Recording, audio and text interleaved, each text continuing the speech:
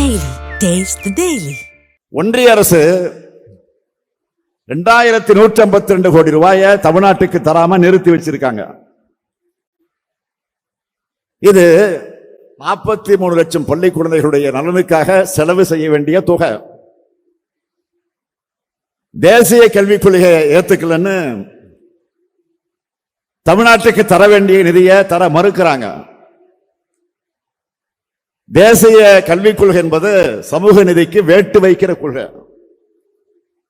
தமிழுக்கு வேட்டு வைக்கிற கொள்கை, தமிழர்களுக்கு தமிழ்நாட்டுக்கு தமிழ் மக்களுக்கெல்லாம் வேட்டு வைக்கிற கொள்கை. நம்ம குழந்தைகளின் எதிர்காலத்துக்கு இது ஆபத்து. எந்த மொழிக்கும் தனிப்பட்ட முறையில் நாம எதிரிகள் இல்லை.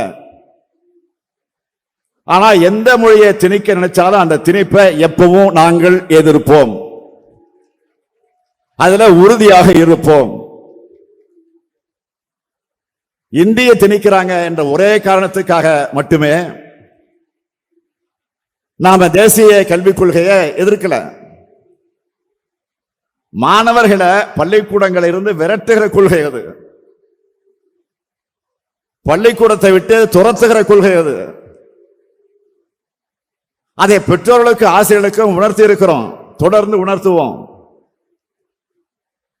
ஒன்றிய அரசின் கொள்கையால என்னென்ன பாதிப்பு வரும் என்பதை சிலவற்றை மட்டும் சொல்றேன்.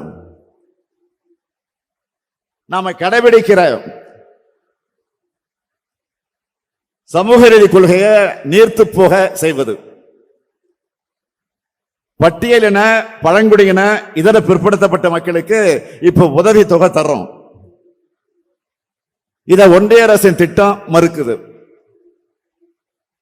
3ஆம் வகுப்புல பொது தேர்வு, 5ஆம் வகுப்புல பொது தேர்வு, 8ஆம் வகுப்புல பொது தேர்வுன்னு வச்சு பிள்ளைகளை வடிகட்ட பார்க்கிறாங்க. 9ஆம் வகுப்பு முதல் 12ஆம் வகுப்பு வரை செமஸ்டர் தேர்வு முறையை கொண்டு வர போறாங்க. அதாவது ஆல் இண்டியா எக்ஸாம் போல நடக்கும். உங்கள் மகனோ மகளோ 12ஆம் வகுப்பு பிடிச்சிட்டு விரும்பின கல்லூரியில விரும்பின பாடத்துல உடனே போய் சேர முடியாது. இப்ப மருத்துவக் கல்லூரியில் சேர நீட் தேர்வு வைக்கிறது போல பொறியியல் படிப்புக்கும் ஆர்ட்ஸ் காலேஜுக்கும் தேர்வு வச்சுதான் எடுப்பாங்க.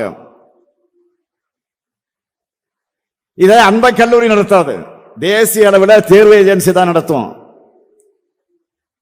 இதை விட கூடும் என்ன தெரியுமா? 10ஆம் வகுப்பு முதல் பட்டப்படிப்பு வர படிப்பை தொடர விரும்பாத மாணவர்கள் அவங்களாகவே வெளியேறலாம்னா சொல்றாங்க. நான் கேட்கிறேன், இப்படி சொல்றத படிக்காம போ அப்படின்னு விரட்டுறதுக்கு சமமா இல்லையா? 6ஆம் வகுப்பு முதல் தொழில் கல்விங்கிற பேர்ல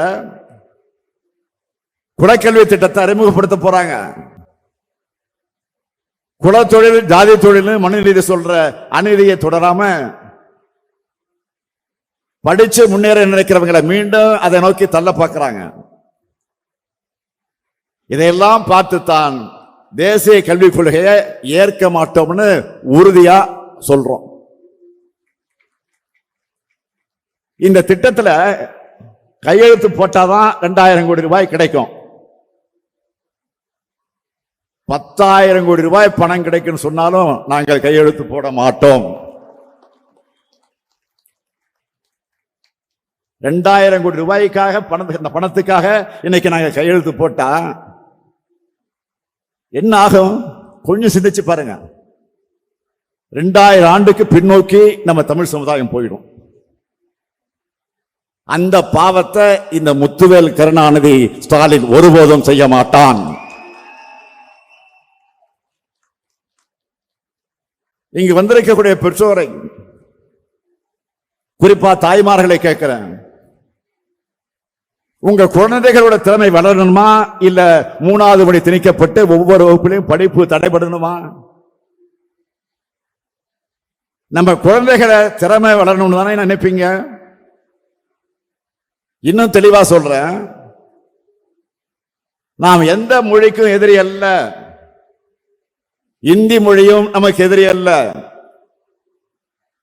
அதை யாரு விரும்புறாங்களோ அவங்க இந்தி பிரச்சார சபாவில் போய் அல்லது கேவி பள்ளியிலோ இல்ல வேற வகையிலோ படிக்கிறத தமிழ்நாடு ஒருபோதும் தடுத்ததில்லை, தடுக்க போவதும் இல்லை. ஆனா இந்திய எங்க மேல திணிக்க நினைக்காதீங்க.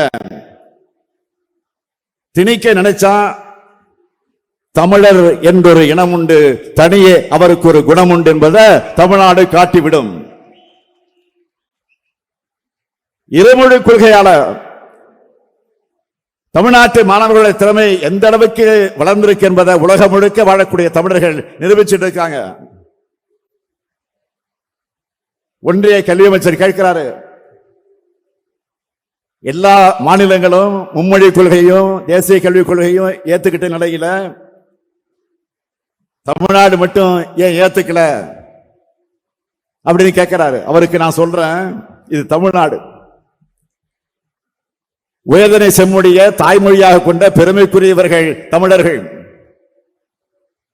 எங்கள் உயிரை விட மேலாக தமிழை மதிக்கிறவங்க நாங்க.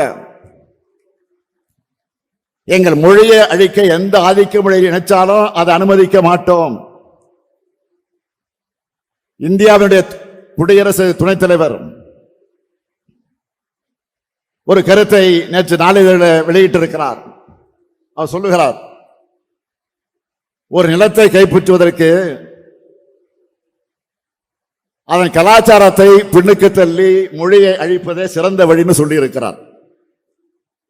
அவர் பழைய வரலாற்றை சொன்னாலும் அது தமிழ்நாட்டுடைய புதிய வரலாறா கொடிய வரலாறா ஆகிடக்கூடாது என்பதற்காகத்தான் போராடுகிறோம்.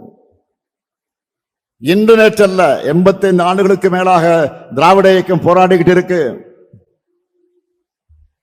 இந்தியாவில் கடந்த 75 ஆண்டுகள்ல ஏறத்தாழ 52 மொழிகள் அழிவினுடைய விளிம்புக்கு போயிருக்கு. இந்தி பெல்ட் என்கிற மாநிலங்களில் மட்டும் கிட்டத்தட்ட 25 மொழிகள் அழிஞ்சிருக்கு. தாய்மொழியை இழந்து இந்திய ஆதிக்கத்திற்கு பலியான மாநிலங்கள் இப்பதான் மெல்ல மெல்ல விழிப்புணர்வு அடைஞ்சிட்டு இருக்கு. அதுக்கும் தமிழ்நாடு தன் தாய்மொழியான தமிழை தற்காத்துக் கொண்டதுதான் காரணம். பாதகம் செய்பவரை கண்டால் நாம் பயம் கொள்ளலாகாது பாப்பா. மோதி மிதித்து விடு பாப்பா, அவர் முகத்தில் உமிழ்ந்து விடு பாப்பா. அண்மை செய்திகளை உடனுக்குடன் தெரிந்து கொள்ள இணைந்திருங்கள் எம் நாடு தொலைக்காட்சியுடன்.